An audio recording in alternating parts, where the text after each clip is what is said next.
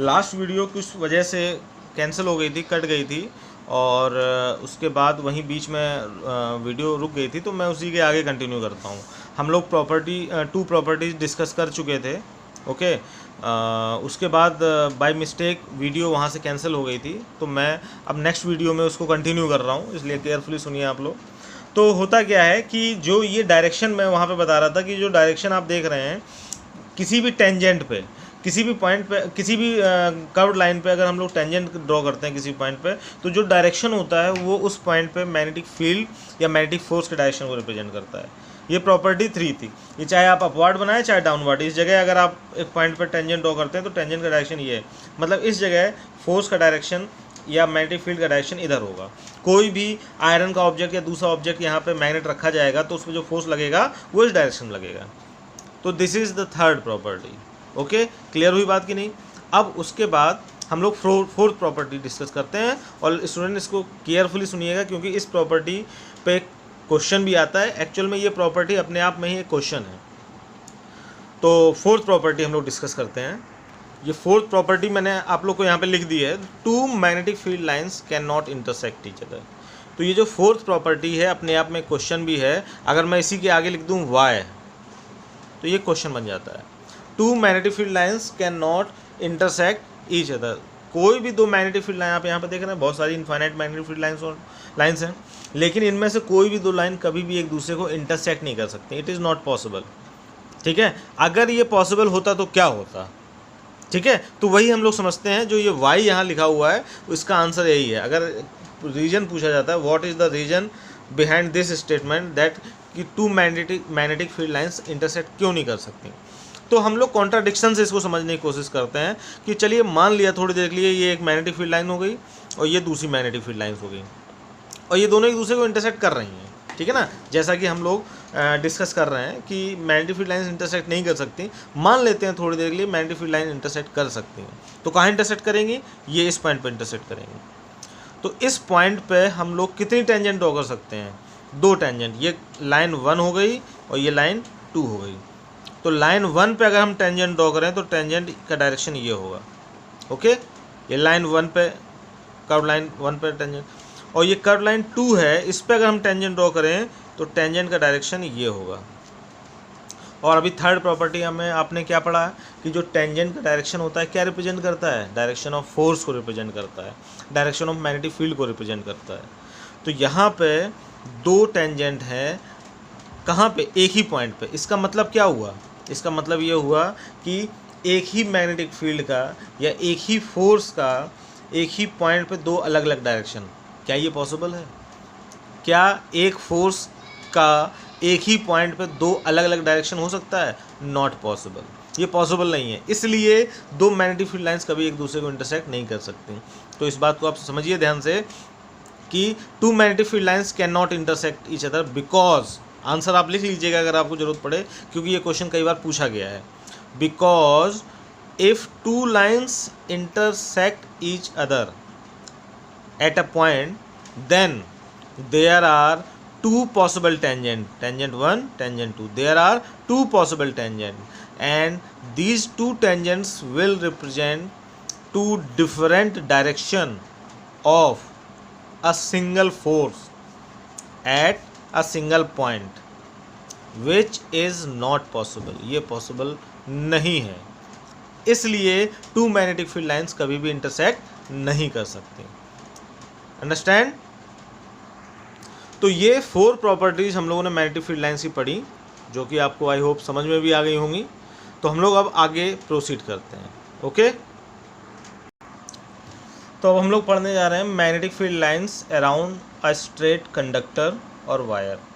ठीक है ना, कोई भी स्ट्रेट वायर है या कोई स्ट्रेट कंडक्टर है जिसमें मैग्नेटिक फील्ड लाइंस होगा। अच्छा, यहाँ पर एक चीज़ मैं बता दूँ कि स्ट्रेट कंडक्टर या वायर में मैग्नेटिक फील्ड लाइंस तभी जनरेट होंगी जब उसमें करंट फ्लो होगा। अभी हम लोगों ने इससे पहले मैग्नेटिक बार के बारे में समझा, ठीक है ना, बार मैग्नेट के बारे में। तो बार मैग्नेट तो एक नेचुरल मैग्नेट हो गया जिसके पास अपना खुद का मैग्नेट था, लेकिन किसी स्ट्रेट कंडक्टर या स्ट्रेट वायर में मैग्नेटिक फील्ड कहाँ से आया? किसकी वजह से आया? इलेक्ट्रिक करंट की वजह से। लास्ट वीडियो में हम लोगों ने देखा था पार्ट 1 जो बनाया था कि किसी भी कंडक्टर से अगर इलेक्ट्रिक करंट पास होगा तो उसके अराउंड मैग्नेटिक फील्ड जनरेट हो जाएगा, ठीक है ना। तो हम लोग उसी के बारे में पढ़ रहे हैं, magnetic field lines around a straight. इसको हम लोग थोड़ा सा सही कर लेते हैं, एक मिनट, ऐसे लिखते हैं, magnetic field lines around a straight current carrying straight wire और कंडक्टर। मतलब एक ऐसा स्ट्रेट वायर या कंडक्टर जिसमें करंट फ्लो कर रहा हो, क्योंकि वायर या कंडक्टर में मैग्नेटिक फील्ड कहाँ से आएगा, जब उसमें करंट फ्लो होगा। तो सपोज इसमें करंट फ्लो हो रहा है अपवार्ड डायरेक्शन में, ये आई अमाउंट का करंट फ्लो हो रहा है, ठीक है ना, तो इसके अराउंड भी तो मैग्नेटिक फील्ड होगा। अब इसको आप लोग स्टूडेंट केयरफुली समझिएगा कैसे होता है। अब इसको समझने के लिए हम लोग पढ़ेंगे Maxwell right hand thumb rule, Maxwell's right hand thumb rule. Okay, इसका स्टेटमेंट मैं अभी आपको समझाता हूं, तो आप लोग समझिएगा कि अगर किसी स्ट्रेट वायर में करंट फ्लो हो रहा है, ठीक है ना, तो इसमें जो मैग्नेटिक फील्ड लाइंस होंगी वो कैसे होंगी, ये तो मैं क्लियर बता देता हूँ कि इसके around magnetic field line circular form में होंगी। जैसे बार मैग्नेट में आपने देखा, बार मैग्नेट के अराउंड भी कर्व्ड लाइंस थी, नॉर्थ से स्टार्ट होती थी और साउथ में एंड होती थी, लेकिन इसके अराउंड कैसी है, सर्कुलर फॉर्म में है, ठीक है ना। और कैसा सर्कुलर है, कॉन्सेंट्रिक सर्किल। आप लोग सभी को पता है कॉन्सेंट्रिक सर्किल का मतलब ऐसे सर्किल्स होते हैं, बहुत सारे सर्किल जिसका सेंटर एक, जैसे एक सर्किल ये हो गया सेंटर एक, इसी सेंटर से एक और सर्किल बड़ा बना दिया, इसी से एक और बड़ा सर्किल बना दिया, ये सब क्या है, कॉन्सेंट्रिक सर्किल। तो ये तो हम लोग साइड व्यू देख रहे हैं, अगर हम टॉप व्यू देखेंगे, ऊपर से देखेंगे, तो ये बीच में एक मैग्नेट, यहाँ पे बीच में एक क्या होगा, कंडक्टर होगा, उसके चारों तरफ मैग्नेटिक फील्ड लाइंस कैसी होंगी, ये सर्कुलर फॉर्म में आप देख रहे हैं। तो किसी भी स्ट्रेट वायर या स्ट्रेट कंडक्टर में जो मैग्नेटिक फील्ड लाइंस होती हैं उनका शेप कैसा होता है, कॉन्सेंट्रिक सर्किल, और उन सारे सर्किल का सेंटर कहाँ होगा, कंडक्टर पे मौजूद होगा, यानी वायर पे मौजूद होगा। ये एरो तो मैंने डायरेक्शन को रिप्रेजेंट किया है, करंट के डायरेक्शन को, बट सेंटर ये है पॉइंट जो मैंने रिप्रेजेंट किया है, ठीक है ना। अब डायरेक्शन क्या होगा, क्लॉकवाइज होगा या एंटी क्लॉकवाइज होगा, उसको भी आप लोग समझिए, आप सभी को पता होगा इसके बारे में। क्लॉकवाइज का मतलब होता है ये, जिस डायरेक्शन में क्लॉक की निडल्स मूव करती हैं, ऐसे चलती है ना, आपने देखा होगा कि इधर 12 होता है, फिर 3, 6, 9, 12, तो क्लॉक्स ऐसे चलती हैं। ये जो डायरेक्शन है इसको हम लोग बोलते हैं क्लॉकवाइज। और लिसन स्टूडेंट, यहाँ पे इस चैप्टर में क्लॉकवाइज और एंटी क्लॉकवाइज का एक बहुत बड़ा रोल होता है, ठीक है ना, इसको अच्छे से समझिएगा। और एंटी क्लॉकवाइज कैसे होता है, ऐसे, ये होता है एंटी क्लॉकवाइज, एंटी क्लॉकवाइज।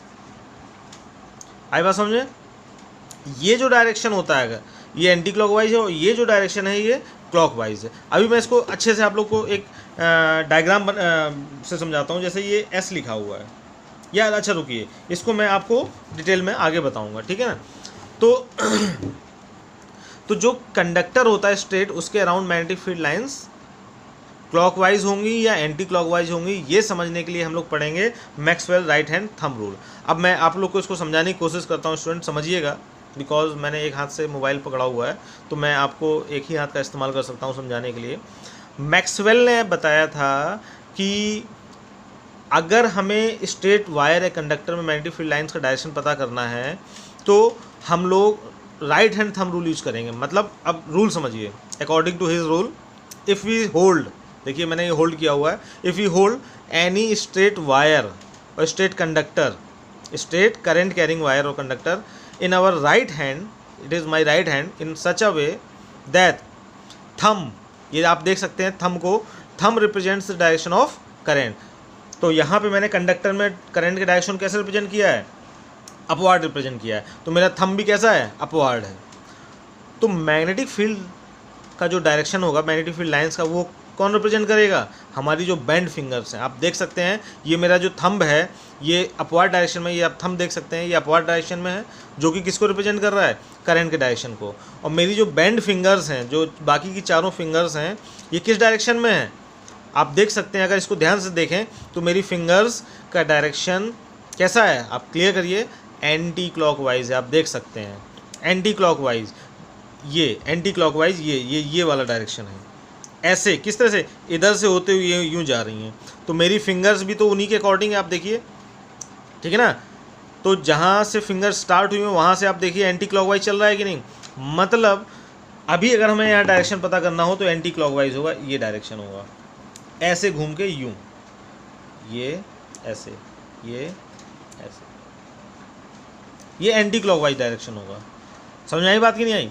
तो और अगर मैग्नेटिक फील्ड का डायरेक्शन, ये करंट का डायरेक्शन डाउनवर्ड होता है, यहाँ पे देखिए मैंने एक दूसरा डायग्राम बना रखा है जिसमें एक स्ट्रेट वायर है और इसमें करंट का डायरेक्शन क्या है, डाउनवर्ड। तो मैग्नेटिक फील्ड लाइंस तो सर्कुलर फॉर्म में होंगी, कॉन्सेंट्रिक सर्किल्स होंगी, लेकिन इस बार हम लोग Maxwell right hand thumb rule के हिसाब से कंडक्टर को ऐसे नहीं पकड़ेंगे। इस बार हमारे कंडक्टर का डायरेक्शन ऐसे होगा, ये, क्योंकि इसमें करंट क्या है, डाउनवर्ड है, तो हमारा थंब किधर होना चाहिए, डाउनवर्ड डायरेक्शन में होगा। अब आप इसको ऊपर से देखिए तो मेरी फिंगर्स को ध्यान से देखिए, फिंगर्स कैसे हैं, देखिए इधर क्लॉकवाइज लिखा हुआ है ना, ये क्लॉकवाइज लिखा हुआ है कि नहीं हुआ है, और क्लॉकवाइज का डायरेक्शन कैसा है, ऐसे घूम के जा रही हैं, ऐसे आप देखिए, और वही डायरेक्शन मेरे फिंगर्स का है।